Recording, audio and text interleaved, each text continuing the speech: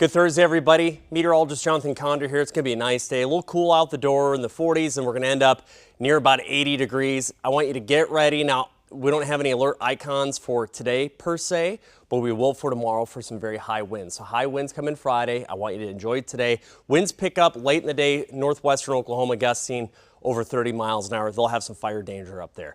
By the way, tonight got a total lunar eclipse. The moon turns red. The maximum eclipse is at 1:58 a.m. Plan accordingly. I know, right during the overnight while you're sleeping. Here's what you need to know. Friday is going to turn real windy. It's a windstorm. Have gusts 60, 65 miles an hour. Really bad fire danger. We already have red flag warnings out there for Friday.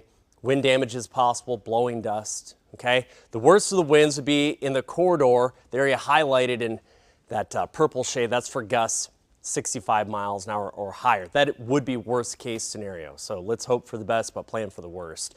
Now, the winds will decrease over the weekend. The weekend is cooler. Next week, spring break for a lot of us, looking really good. But what do you got to do? Come pay us a visit. When? 2-hour-long newscast, one at 9, one at 11. We'll have your updated 5+5 day forecast.